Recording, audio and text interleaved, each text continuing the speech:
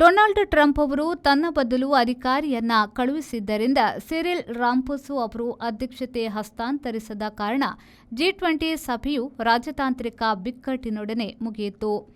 ದಕ್ಷಿಣ ಆಫ್ರಿಕಾದ ಜೋಹನ್ಸ್ಬರ್ಗ್ನಲ್ಲಿ ನಡೆದ ಶೃಂಗಸಭೆಯು ಯುಎಸ್ಎ ಅಧ್ಯಕ್ಷ ಡೊನಾಲ್ಡ್ ಟ್ರಂಪ್ ಅವರ ಎಡಬಿಡಂಗಿತನದಿಂದ ರಾಜತಾಂತ್ರಿಕ ಬಿಕ್ಕಟ್ಟಿನೊಡನೆ ಕೊನೆಗೊಂಡಿತು. G20 ಅಧ್ಯಕ್ಷತೆಯನ್ನ ಮುಂದಿನ ವರ್ಷಕ್ಕೆ ಅಮೆರಿಕ ಸಂಯುಕ್ತ ಸಂಸ್ಥಾನಕ್ಕೆ ವಹಿಸಿಕೊಡಬೇಕಾಗಿತ್ತು. ಯುಎಸ್ಎ ಅಧ್ಯಕ್ಷ ಟ್ರಂಪ್ ಅವರು ಹಾಜರಿದ್ದು ಅಧಿಕಾರ ವಹಿಸಿಕೊಡುವುದನ್ನು ಪಡೆಯಬೇಕಿತ್ತು. ಆದರೆ ಅವರು ಅಧಿಕಾರಿಯನ್ನ ಕಳುಹಿಸಿದ್ರು.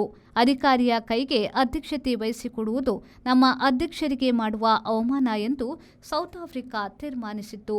ಹಾಗಾಗಿ ತೆಂಕಣ ಆಫ್ರಿಕಾದ ಅಧ್ಯಕ್ಷರಾದ ಸಿರಿಲ್ ರಾಮಫೋಸಾ ಅಧ್ಯಕ್ಷತೆಯ ಹಸ್ತಾಂತರವನ್ನ ಮಾಡಲಿಲ್ಲ. ಹಾಗಾಗಿ ತಾಂತ್ರಿಕವಾಗಿ G20 ಅಧ್ಯಕ್ಷತೆ ಇನ್ನು ದಕ್ಷಿಣ ಆಫ್ರಿಕಾದ ಅಧ್ಯಕ್ಷರ ಕೈಯಲ್ಲೇ ಇದೆ. ನಿಯಮಾನುಸಾರ ಯುಎಸ್ಎ ಅಧ್ಯಕ್ಷರ ಕೈಗೆ ಹೋಗಿದೆ.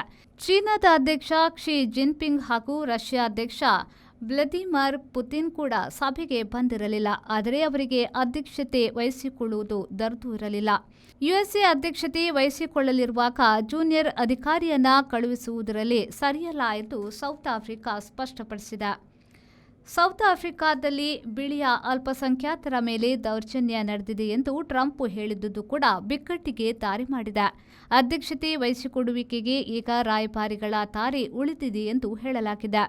ಸಿರಿಲ್ ರಾಮಫೋಸಾ ಅವರು ಯುಎಸ್ಎ ಅದರಲ್ಲೂ ಟ್ರಂಪ್ ಮೇಲೆ ಕಹಿ ಭಾವನೆ ಹೊಂದಿದ್ದಾರೆ ಎಂದು ಬಿಳಿ ಬೀಡಿನ ಪ್ರೆಸ್ ಸೆಕ್ರೆಟರಿ ಕೆರೋಲಿನ್ ಲಿವಿಟ್ ಹೇಳಿದ್ದಾರೆ.